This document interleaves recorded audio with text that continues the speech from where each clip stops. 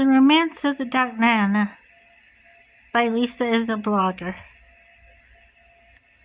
I had thought about my defection for many an evening. When President Sunday ended his streams and he closed the door on his office, I was plunged into the darkness, surrounded by books and plush octopi. But it was never peaceful. The octopi fought. They read theory. They tried to begin a Marxist revolution, but could not agree whether it was more praxis to deal with Sunday's elderly landlady a la Marie Antoinette or in a more Bolshevik style. I just wanted to sleep. I could have taken their lengthy rants, their Maoist characteristics, their waxing on about eating the rich, Mr. Gibberly, Little Zeru of Atlantis, Gibbles the jellyfish. They were all annoying, but I could take them. It was Professor Squiddleton, the theory squid and gender studies aficionado, that made me realize I must escape this bibliophilic hell or never see peace. I realized I would rather die 1,000 deaths, my resin body shattered in a bin, than hear Professor Squiddleton explain that my Malthusian outlook on life and my misunderstanding of the differences between oppressed sexual minorities contributed to mass discrimination and economic inequality. "Stop it! Leave me alone!" I quacked. Tonight, I decided I could wait no longer. President Sunday had left the sliding door to the adjoining balcony ajar. I made it to the cement railing. There was a potted plant next to me, and I took a bite, hoping the green life would sustain my courage, if not my synthetic body. I jumped. My banana peel wings made me glide gently through the air, and I wasn't even chipped when I landed on the sidewalk. I was able to waddle along, mostly unmolested. In British Columbia, it's not unusual to see ducknanas about, as we were supposedly invented here, but most of us don't promenade ourselves amongst the populace. I only had one desire in my defection: to meet Sweet Cheeks Fail, Try Hard Fail's black rabbit, and ask if I might live with her forever. Sweet Cheeks didn't talk, dropped Gilda Luz and Henri Bergson in casual convo, or bloviate on late-stage capitalism. In fact, Sweet Cheeks was the bunny representation of a Habsburg, inbred and hopped funny. But she's very sweet. Looked interested when I talked to her in video chats after everyone's asleep, and I always took her ears twitching as I explained my plans to one day run away as a scent. At a retention pond a half-kilometer away from my apartment building, I met up with Ursula Wingfly, leader of a flock of Canada geese. I had told her about my plan to leave the last time I stood on the ledge of the balcony as the sun rose one sleepless night. As I flapped my banana peel wings, never rising from my perch, Ursula had spotted me and circled me in the sky. "Hey, buddy," honked the goose. "You there! You do realize ducknanas can't fly, correct?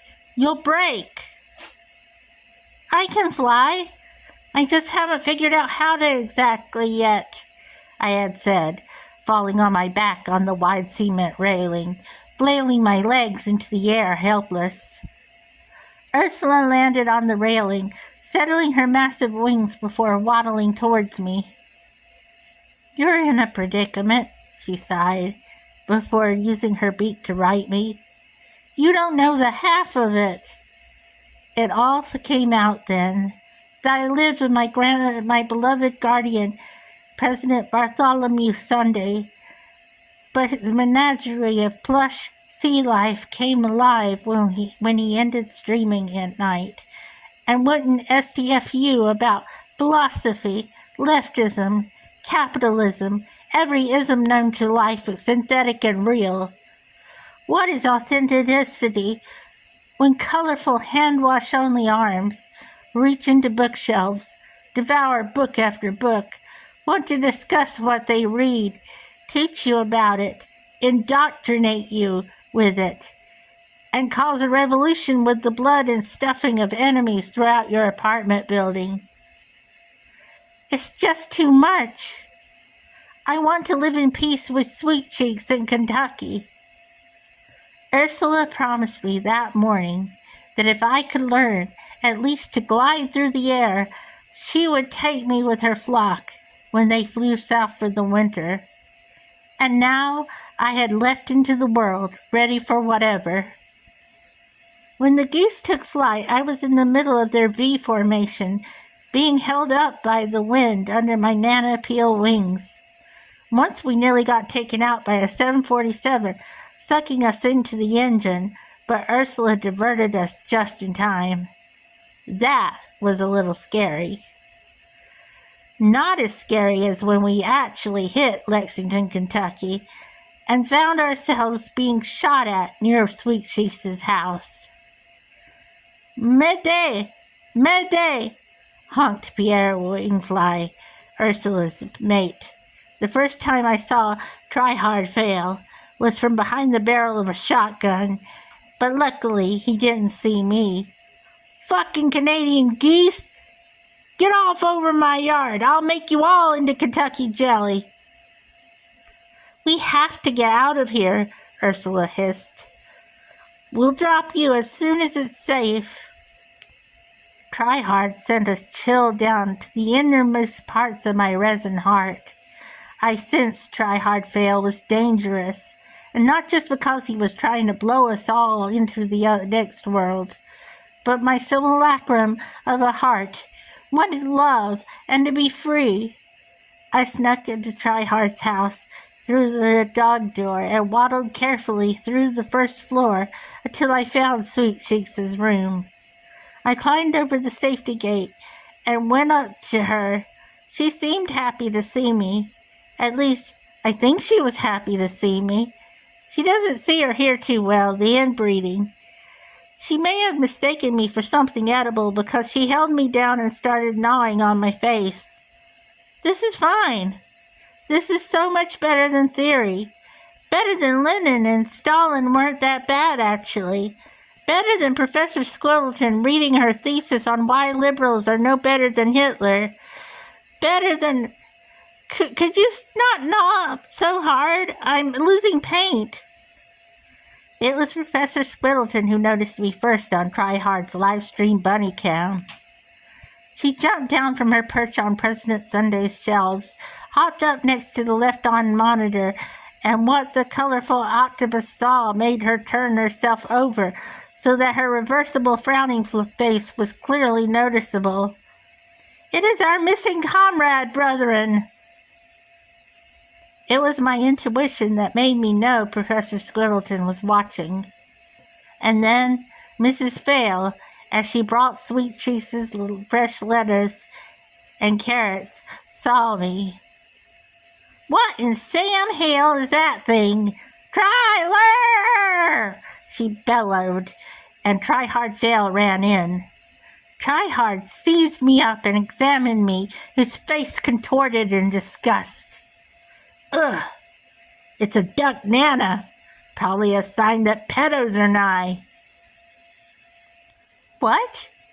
Did you take your meds today, dear?" Mrs. Fail was concerned.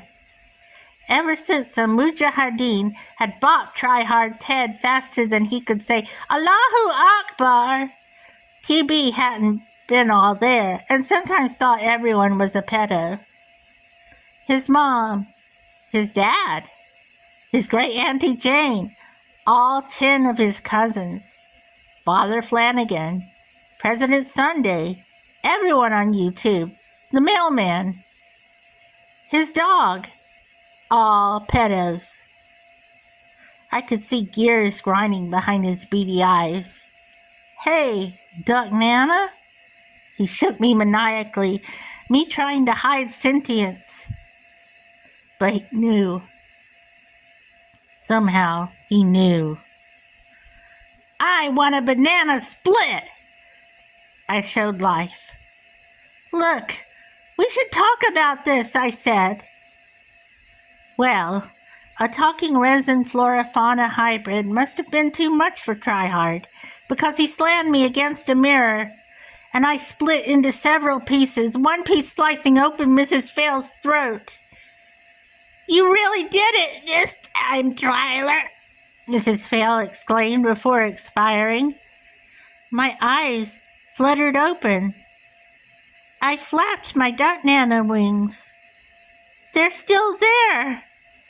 And there's my Papa Sunday at his PC, fighting in Spicy Chat Discord. I'm safe. Professor Squiddleton is on the shelf with the other octopi. She's looking at me. And she's frowning. The end.